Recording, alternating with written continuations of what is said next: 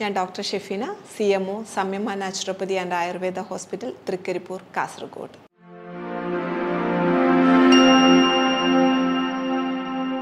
സ്ത്രീകളിൽ വളരെ ഇമ്പോർട്ടൻ്റ് ആയിട്ടുള്ള ഒരു ഓർഗനാണ് ഗർഭാശയം അഥവാ യൂട്രസ് എന്ന് പറയുന്നത്.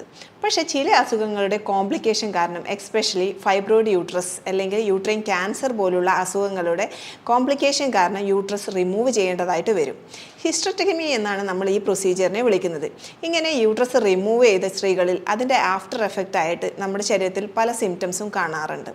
എന്തൊക്കെയാണ് ഈ യൂട്രസ് റിമൂവ് ചെയ്ത സ്ത്രീകളിൽ സാധാരണ കണ്ടുവരുന്ന സിംറ്റംസ്? എങ്ങനെയാണ് നമുക്കിതിനെ നാച്ചുറലായിട്ട് മാനേജ് ചെയ്യാൻ പറ്റുന്നത്? ഗർഭപാത്രം റിമൂവ് ചെയ്തതിന് ശേഷം മെയിനായിട്ട് കണ്ടുവരുന്ന ഒരു കാര്യമാണ് ജോയിൻറ്റ് പെയിൻ അഥവാ സന്ധിവാതം എന്ന് പറയുന്നത്. എന്തുകൊണ്ടാണ് സന്ധിവാദ്യം ജനറലായിട്ട് യൂട്രസ് റിമൂവ് ചെയ്തതിന് ശേഷം കാണപ്പെടുന്നത്? യൂട്രസ് റിമൂവലിന് ശേഷം നമ്മുടെ ശരീരത്തിൽ ഉണ്ടാകുന്ന ഈസ്ട്രോജൻ എന്ന് പറയുന്ന ഹോർമോൺസിൽ ഉണ്ടാകുന്ന വേരിയേഷനാണ് ഈ പെട്ടെന്നുണ്ടാകുന്ന ഓസ്റ്റിയോപൊറോസിസ് അല്ലെങ്കിൽ എല്ല് തേയ്മാനിലേക്ക് നയിക്കുന്നത്. ഈസ്ട്രോജൻ എന്ന് പറയുന്ന ഹോർമോൺസ് നമ്മുടെ ശരീരത്തിലെ കാൽഷ്യം, വൈറ്റമിൻ ഡി, മെഗ്നീഷ്യം എന്നീ വൈറ്റമിൻസിൻ്റെ മെറ്റബോളിസമായി വളരെ അടുത്ത ബന്ധമുള്ള ഒന്നാണ്. ഈസ്ട്രോജൻ കുറയുന്നതിനനുസരിച്ച് എല്ലിലേക്കുള്ള കാൽഷ്യത്തിൻ്റെ അബ്സോർപ്ഷൻ കുറയാൻ സാധ്യതയുണ്ട്, അല്ലെങ്കിൽ എല്ലിൽ നിന്ന് കൂടുതലായി കാൽഷ്യം പുറത്തോട്ട് വരാനുള്ള ചാൻസ് ഉണ്ട്. അതുകൊണ്ടാണ് കൂടുതലായിട്ട് ഈ എല്ല് തേയ്മാനം കാണപ്പെടുന്നത്. ചില സ്ത്രീകളിൽ ഈസ്ട്രോജൻ വളരെയധികം കുറഞ്ഞു പോകുന്ന ഒരവസ്ഥ ഹിസ്റ്ററക്ടമിക്ക് ശേഷം കാണാറുണ്ട്. വളരെ കുറഞ്ഞു കഴിഞ്ഞ് കഴിഞ്ഞാൽ ചില സിംറ്റംസ് കാണിക്കാറുണ്ട്. ഡ്രൈ സ്കിന്ന് വളരെയധികം ഡ്രൈ ആവുക, മുടി പൊട്ടിപ്പോവുക, അത് പിന്നീട് ഹെയർ ഫോളിലേക്ക് പോകുന്നതായും കാണാറുണ്ട്. മൂഡ് സ്വിങ്, ഇമോഷണൽ ഡിസ്റ്റർബൻസ് ഉണ്ടാകുന്നതായും കാണാറുണ്ട്. അത് പിന്നീട് ഡിപ്രഷനിലേക്ക് പോകുന്നതായും കാണാറുണ്ട്. ഉറക്കത്തിൽ ഡിസ്റ്റർബൻസ് കാണാറുണ്ട്. ചിലവർക്ക് ജനൈറ്റൽ ഡ്രൈനെസ് കാണാറുണ്ട്. മൂത്രനാളിയിൽ ഡ്രൈനെസ് ഉണ്ടാവുകയും അത് പിന്നീട് യൂറിനറി ട്രാക്ക് ഇൻഫെക്ഷനിലേക്കും പോകാനുള്ള ചാൻസ് ഉണ്ട്. ചിലവർക്ക് സെക്ഷുവലായിട്ടുള്ള താല്പര്യം വളരെ കുറഞ്ഞു പോകുന്നതായും കാണാറുണ്ട്. സാധാരണ നാച്ചുറലായിട്ടുള്ള ഒരു മെനോപോസിന് ശേഷം 40-50 വയസ്സിന് ശേഷം ഈ ഈസ്ട്രോജൻ ഹോർമോൺസ് വളരെ കുറഞ്ഞു പോകുന്നതായി കാണാറുണ്ട്. ഈ ഹിസ്റ്ററക്ടമി ശേഷം വളരെ പെട്ടെന്ന് ഈ ഹോർമോൺസ് കുറയുന്നത് കൊണ്ട് തന്നെ യൂട്രസിൻ്റെയും ഓവറിയുടെയും ഫംഗ്ഷൻ അഡ്രിനൽ ഗ്ലാൻഡിനാണ് കൈമാറുന്നത്. അഡ്രിനൽ ഗ്രന്ഥിയായിരിക്കും മെനോപോസിന് ശേഷം ഈ ഫംഗ്ഷൻ ചെയ്യേണ്ടത്. പക്ഷേ ചില കേസിൽ ഈ അഡ്രിനൽ ഗ്രന്ഥിയുടെ ഫംഗ്ഷൻ കുറഞ്ഞു പോകാം. വളരെ സ്ട്രെസ്ഫുൾ ആയിട്ടുള്ള ലൈഫ് സ്റ്റൈലുള്ള ഒരു ലേഡിയെ സംബന്ധിച്ചിടത്തോളം ഈ അഡ്രിനൽ ഗ്രന്ഥി വളരെ എക്സോസ്റ്റഡ് ആയിരിക്കും.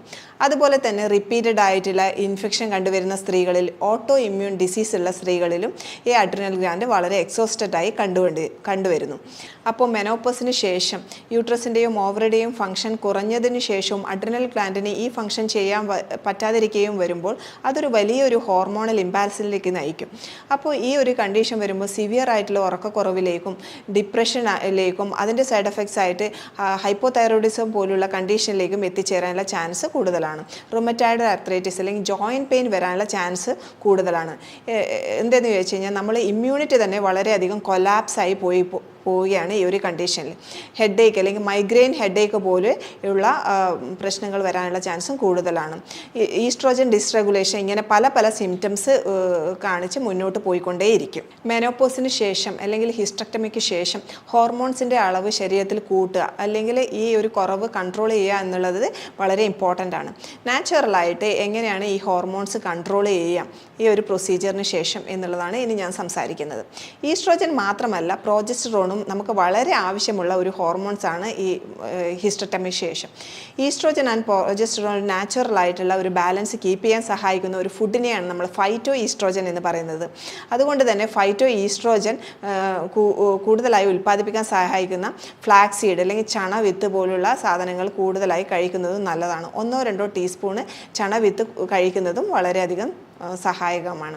അതുപോലെ തന്നെ ഫൈറ്റോ ഈസ്ട്രോജൻ അടങ്ങിയിരിക്കുന്ന മറ്റൊരു വസ്തുവാണ് ഗാർലിക്. വെളുത്തുള്ളി കൂടുതലായി കഴിക്കുന്നതും ഒരു ഹോർമോൺ ബാലൻസിന് സഹായിക്കും. ആപ്പിളും ക്യാരറ്റും ഫൈറ്റോ ഈസ്ട്രോജൻ അടങ്ങിയിരിക്കുന്ന മറ്റൊരു വസ്തുവാണ്. ക്യാരറ്റ് ജ്യൂസ് കഴിക്കുന്നത് സ്കിൻ ഡ്രൈനെസ് പോലുള്ള അവസ്ഥ തരണം ചെയ്യാൻ സാധിക്കും. അതുപോലെ തന്നെ ഹോർമോൺസ് കൂടുതലായി ഉണ്ടാക്കാൻ വേണ്ടി നമ്മൾ കഴിക്കേണ്ടത് പ്രോട്ടീനും ഫാറ്റും ആണ്.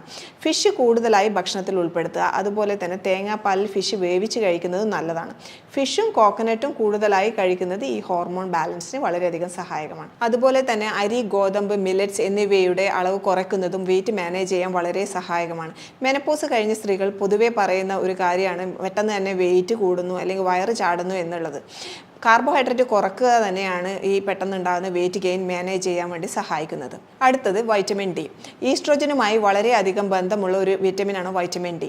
വൈറ്റമിൻ ഡി കുറയുന്നത് കാരണം ഈസ്ട്രോജൻ്റെ പ്രൊഡക്ഷൻ കുറയാനുള്ള ചാൻസ് ഉണ്ട്. അതുകൊണ്ട് വൈറ്റമിൻ ഡി കുറവാണെങ്കിൽ അത് ചെക്ക് ചെയ്ത് അത് സപ്ലിമെൻറ്റ് എടുക്കേണ്ടത് വളരെ അത്യാവശ്യമാണ്. അടുത്ത ഒരു